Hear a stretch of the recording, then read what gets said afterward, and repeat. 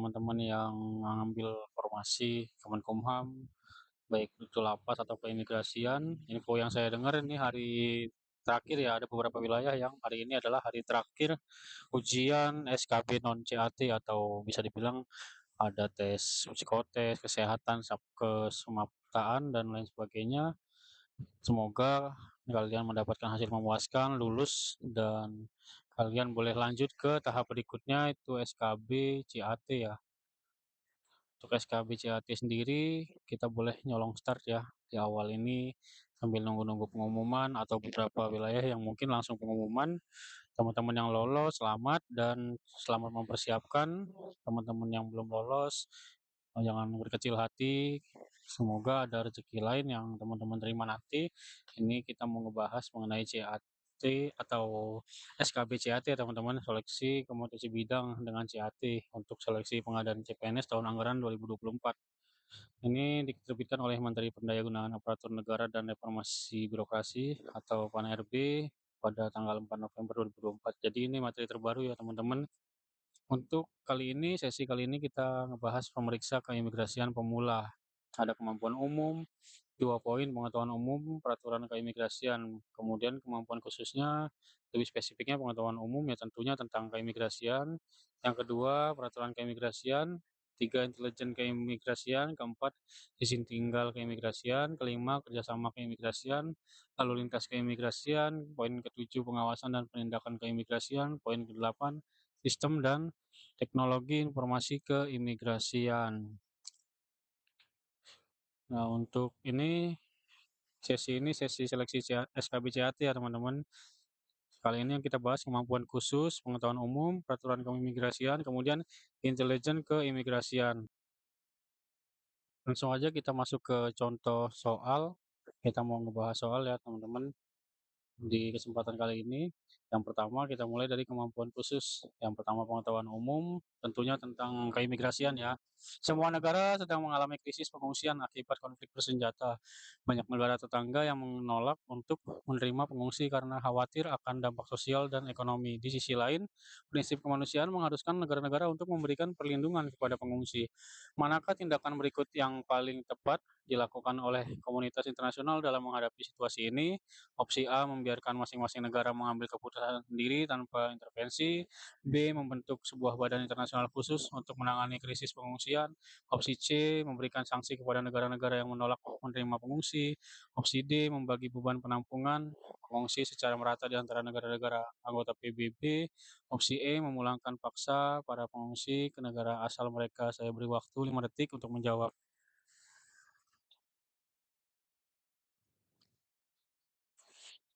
Ya, jawaban yang tepat adalah yang D ya teman-teman.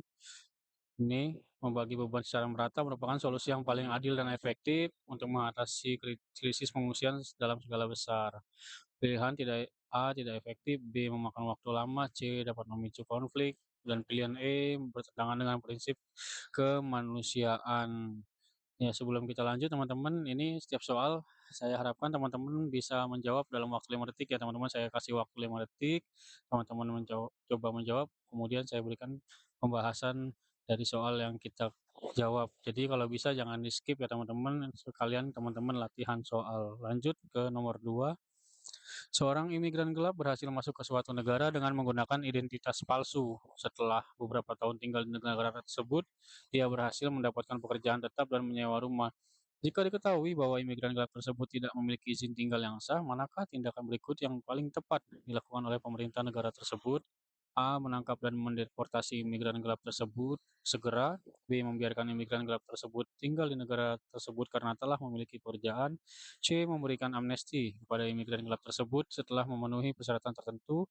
D. Melakukan penyelidikan lebih lanjut untuk mengetahui jaringan penyelundupan manusia. E. Mengubah status imigran gelap tersebut menjadi imigran legal. 5 detik dari sekarang. Iya, sama-sama kita jawab yang D ya, melakukan penyelidikan lebih lanjut untuk mengetahui jaringan penyelundupan manusia. Tindakan ini tidak hanya berfokus pada individu, tetapi juga pada upaya untuk memberantas akar masalah, yaitu jaringan penyelundupan manusia. Pilihan A terlalu kaku, pilihan B bertentangan dengan hukum, pilihan C dan E memerlukan pertimbangan yang lebih kompleks. Lanjut ke nomor 3. Perubahan iklim global telah menyebabkan berbagai bencana alam seperti banjir, kekeringan, dan badai. Dampak jangka panjang dari bencana-bencana ini terhadap masyarakat adalah peningkatan produksi pangan, migrasi penduduk dalam skala besar, pertumbuhan ekonomi yang pesat, menurunnya tingkat kriminalitas, atau yang terakhir meningkatnya kualitas hidup. 5 detik dari sekarang. Ya, jawabannya yang B ya teman-teman, migrasi penduduk dalam skala besar. Bencana alam seringkali memaksa masyarakat untuk meninggalkan daerah asalnya dan mencari tempat yang lebih aman untuk hidup. Lanjut ke nomor 4. Dalam konteks hubungan internasional, prinsip non-refoulement merupakan salah satu prinsip dasar dalam perlindungan pengungsi. Prinsip ini melarang suatu negara untuk mengembalikan seorang pengungsi ke negara asal jika nyawanya atau kebebasannya terancam. Manakah dari berikut ini yang paling sesuai dengan prinsip non-refoulement? A. Menerima kembali warga negara sendiri yang melarikan diri dari hukum. B. Mengirim kembali pengungsi ekonomi ke negara asalnya setelah kondisi ekonomi membaik. C. Memberikan suaka politik kepada pengungsi yang terbukti mengalami penyiksaan di negara asalnya. D. Menolak masuknya semua warga negara asing tanpa dokumen yang sah. Atau opsi E. Mengirim kembali pengungsi ke negara ketiga yang bersedia menerimanya. 5 detik dari sekarang. Ya, sama-sama kita jawab teman-teman. Yang tepat adalah yang C ya. Memberikan suaka politik yang kepada pengungsi yang terancam merupakan bentuk perlindungan yang sesuai dengan prinsip non-refoulement. Opsi lainnya bertentangan dengan prinsip tersebut. Lanjut ke nomor 5. Perkembangan teknologi informasi yang pesat telah memberikan dampak signifikan terhadap berbagai aspek kehidupan, termasuk dalam proses imigrasi. Manakah dari pernyataan berikut yang tidak merupakan dampak positif dari teknologi informasi dalam proses imigrasi? A. Peningkatan efisiensi dan kecepatan dalam proses pengajuan dan verifikasi dokumen. B. Pengurangan resiko terjadinya kesalahan administrasi. C. Peningkatan keamanan data pribadi imigran. D. Meningkatnya kemungkinan terjadinya penyalahgunaan data pribadi imigran. E. Perluasan akses layanan imigrasi bagi masyarakat. 5 detik dari sekarang. Kita jawab yang tepat yang D ya teman-teman. Meskipun teknologi informasi membawa banyak manfaat, namun juga membuka peluang terjadinya penyalahgunaan data pribadi. Oleh karena itu, perlu adanya sistem keamanan yang kuat untuk melindungi data pribadi imigran. Lanjut ke nomor 6.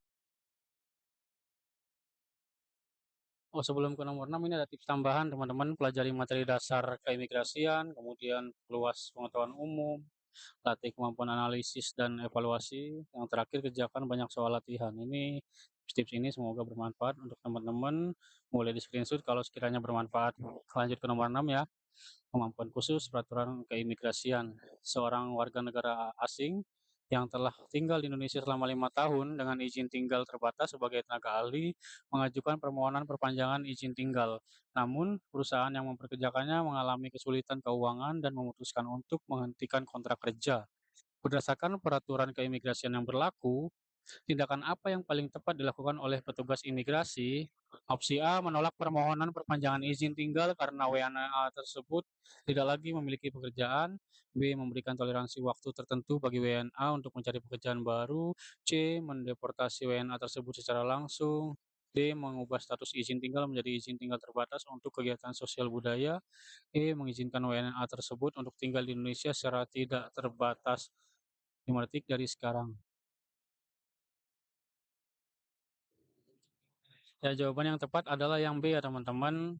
Yang paling tepat opsi B, memberikan toleransi bagi WNA untuk mencari pekerjaan baru. Dalam situasi ini, WNA tersebut telah memiliki ikatan yang cukup kuat dengan Indonesia dan kemungkinan besar tidak ingin meninggalkan negara ini. Memberikan toleransi waktu tertentu dapat memberikan kesempatan bagi WNA untuk mencari pekerjaan baru dan memenuhi persyaratan untuk perpanjangan izin tinggal. Pilihan A terlalu kaku, C terlalu drastis, D tidak sesuai dengan situasi, dan E bertentangan dengan peraturan keimigrasian. Lanjut. Peraturan Menteri Hukum dan HAM Nomor 31 2019 tentang Peraturan Pelaksanaan Undang-Undang Nomor 6 Tahun 2011 tentang keimigrasian mengatur tentang cara pemeriksaan keimigrasian. Manakah dari berikut ini yang bukan merupakan tujuan dari pemeriksaan keimigrasian? A. Mencegah masuknya orang asing yang tidak memenuhi syarat. B. Mencegah masuknya barang yang dilarang. C. Melindungi kepentingan nasional. D. Memudahkan lalu lintas orang asing. E. Memperoleh data dan informasi tentang orang asing. 5 detik dari sekarang.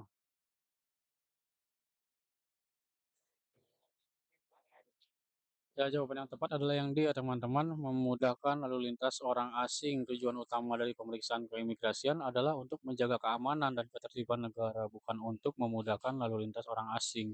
Meskipun demikian, pemeriksaan keimigrasian juga harus dilakukan secara efisien dan efektif agar tidak menghambat kegiatan ekonomi dan sosial. Lanjut ke nomor 8, seorang WNA yang bekerja sebagai tenaga kerja asing di Indonesia mengalami kecelakaan kerja yang mengakibatkan dirinya cacat permanen.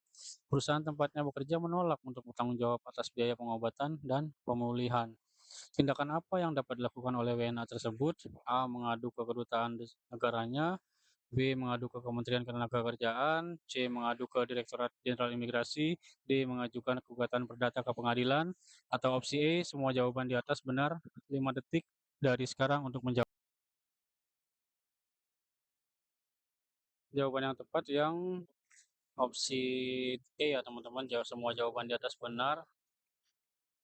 WNA tersebut memiliki beberapa pilihan untuk menyelesaikan masalah yang dialaminya. Mengadu ke kedutaan negaranya dapat memberikan perlindungan konsuler. Mengadu ke Kementerian Ketenagakerjaan untuk mendapatkan bantuan hukum, mengadu ke Direktorat Jenderal Imigrasi untuk mendapatkan informasi tentang hak-haknya sebagai TKA, dan mengajukan gugatan perdata untuk mendapatkan ganti rugi. Lanjut ke nomor 9. Seorang warga negara asing (WNA) yang telah tinggal di Indonesia selama 5 tahun dengan izin tinggal terbatas sebagai tenaga ahli mengajukan permohonan menjadi warga negara Indonesia. Namun, dalam penyelidikan ditemukan bahwa WNA tersebut pernah terlibat dalam kegiatan yang membahayakan keamanan negara di negara asalnya. Berdasarkan Undang-Undang Keimigrasian, keputusan apa yang paling tepat diambil oleh pemerintah Indonesia? Opsi A, menerima permohonan menjadi WNI karena telah memenuhi syarat tinggal. B, menolak permohonan dan mendeportasi WNA tersebut. C, memberikan izin tinggal terbatas selama 5 tahun lagi untuk dipantau. D, menahan WNA tersebut sehingga kasusnya selesai. E, meminta negara asal untuk menjamin keamanan Indonesia jika WNA tersebut menjadi WNI. 5 detik dari sekarang. Ya, jawaban yang tepat adalah yang B ya teman-teman, menolak permohonan dan mendeportasi WNA tersebut. Undang-Undang Keimigrasian jelas mengatur bahwa seorang dapat ditolak menjadi WNI jika pernah melakukan tindakan yang membahayakan keamanan negara. Dalam kasus ini, meskipun WNA tersebut telah tinggal lama, memenuhi ya dia untuk syarat tinggalnya, tindakannya di masa lalu menjadi pertimbangan utama dalam penolakan permohonan kewarganegaraan. Next. Perjanjian ekstradisi antara Indonesia dan negara lain mengatur pengembalian tersangka atau terpidana ke negara asalnya untuk diadili atau menjalani hukuman. Namun, terdapat kekhawatiran bahwa tersangka akan mengalami penyiksaan jika dikembalikan ke negara asalnya. Apa yang harus dilakukan oleh pemerintah Indonesia dalam situasi seperti ini? Opsi A, melakukan ekstradisi sesuai dengan perjanjian. B, menolak permintaan ekstradisi. C, menunda proses ekstradisi hingga situasi di negara asal membaik. D, meminta jaminan dari negara penerima bahwa tersangka tidak akan disiksa. E, serahkan keputusan kepada pengadilan. 5 detik dari sekarang. Ya, jawaban yang tepat yang B ya teman-teman, menolak permintaan ekstradisi. Karena itu merupakan prinsip non-refoulement, melarang suatu negara untuk mengembalikan seseorang ke negara di mana nyawanya atau kebebasannya terancam. Oleh karena itu, Indonesia dapat menolak permintaan ekstradisi jika ada indikasi bahwa tersangka akan mengalami penyiksaan. Keren-keren ya soalnya teman-teman, soalnya hots banget ini. Kira-kira teman-teman gimana, udah ada gambaran konsep awal ya? Ini ada tips untuk teman-teman mengerjakan. Kiranya pelajari undang-undang keimigrasian, kemudian ikuti perkembangan peraturan, peraturan keimigrasian dapat berubah seiring waktu, kemudian analitis kasus. Lanjut ya teman-teman, kali ini kita mau ngebahas kemampuan khusus intelijen keimigrasian seorang warga negara asing. Baru tiba di Indonesia, seringkali terlihat mondar-mandir sekitar objek vital nasional. WNA tersebut juga diketahui sering berkomunikasi dengan nomor telepon asing yang tidak terdaftar. Berdasarkan informasi ini, kecurigaan awal apa yang paling mungkin timbul terkait aktivitas WNA tersebut? A. Wisatawan biasa yang sedang mencari informasi. B. Pelaku bisnis yang sedang melakukan survei pasar. C. Agen asing yang sedang mengumpulkan intelijen. D. Pekerja imigran ilegal yang sedang mencari pekerjaan. Atau opsi E, pelaku kejahatan umum seperti pencurian. 5 detik dari sekarang. Ya, jawaban yang tepat yang C ya teman-teman, agen asing. Jadi sebagai intelijen keimigrasian kita harus punya kecurigaan terhadap orang yang mencurigakan, apalagi kan nomor telepon asing yang tidak terdaftar. Aktivitas WNA tersebut menunjukkan pola yang mencurigakan seperti sering mondar-mandir, objek vital dan berkomunikasi dengan nomor telepon asing. Ini merupakan indikasi kuat bahwa WNA tersebut mungkin sedang melakukan kegiatan intelijen untuk kepentingan negara asing. Lanjut, perkembangan teknologi informasi telah memberikan kemudahan bagi para pelaku kejahatan lintas negara untuk berkomunikasi dan berkoordinasi. Ancaman apa yang paling mungkin muncul akibat perkembangan teknologi ini dalam konteks intelijen keimigrasian? A. Meningkatnya jumlah wisatawan mancanegara. B. Menurunnya jumlah pekerja migran Indonesia. C. Meningkatnya resiko penyebaran penyakit menular. D. Meningkatnya resiko terorisme dan kejahatan transnasional. E. Menurunnya minat investasi asing. 5 detik dari sekarang.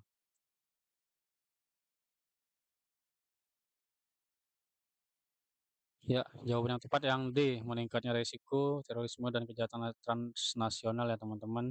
Perkembangan teknologi informasi memungkinkan kelompok-kelompok teroris dan pelaku kejahatan untuk berkomunikasi dan berkoordinasi secara lebih mudah dan cepat. Hal ini meningkatkan resiko terjadinya serangan teroris dan kejahatan lintas negara yang memanfaatkan jalur imigrasi. Lanjut ke nomor 13. Sebuah organisasi kemanusiaan internasional mengajukan permohonan izin untuk beroperasi di Indonesia, namun ada indikasi bahwa organisasi tersebut memiliki afiliasi dengan kelompok teroris. Tindakan apa yang sebaiknya dilakukan oleh aparat intelijen keimigrasian? A. Menolak permohonan izin secara langsung. B. Melakukan penyelidikan lebih lanjut terhadap organisasi tersebut. C. Membatasi aktivitas organisasi tersebut di Indonesia. D. Mendeportasi seluruh anggota organisasi tersebut. E. Meminta bantuan negara asal organisasi tersebut. 5 detik dari sekarang.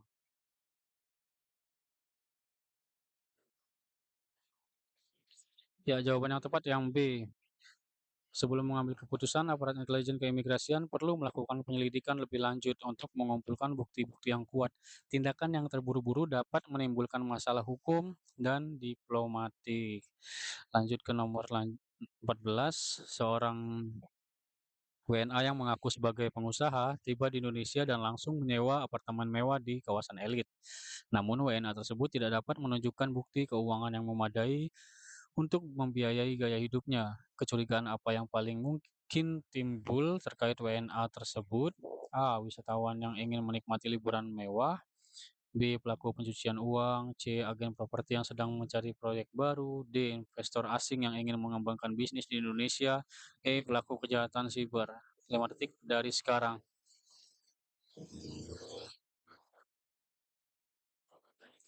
Ya, jawabannya pelaku pencucian uang. Gaya hidup mewah yang tidak sesuai dengan profil keuangan merupakan indikasi kuat adanya aktivitas pencucian uang. Pelaku kejahatan seringkali menggunakan properti mewah untuk menyembunyikan hasil kejahatannya.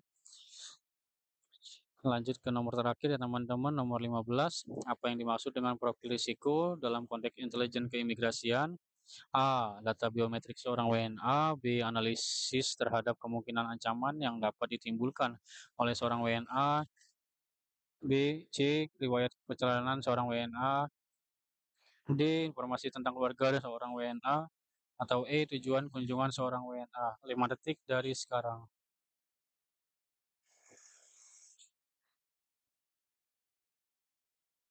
Ya, jawaban yang tepat yang B ya teman-teman.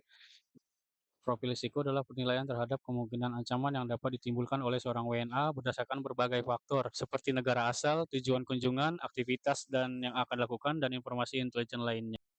Ya, jadi yang tepat adalah opsi yang B ya jawabannya teman-teman.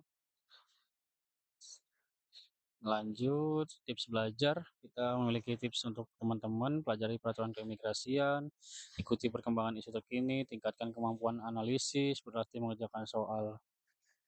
Ada soal diskusi nih teman-teman, sebuah jaringan penyelundupan manusia internasional berhasil dibongkar oleh aparat penegak hukum. Informasi awal diperoleh dari seorang informan yang tidak ingin diketahui identitasnya. Bagaimana cara melindungi identitas informan tersebut sambil tetap memanfaatkan informasinya? A. Menyembunyikan identitas informal dalam sebuah dokumen resmi. B. Memindahkan informan ke tempat yang aman.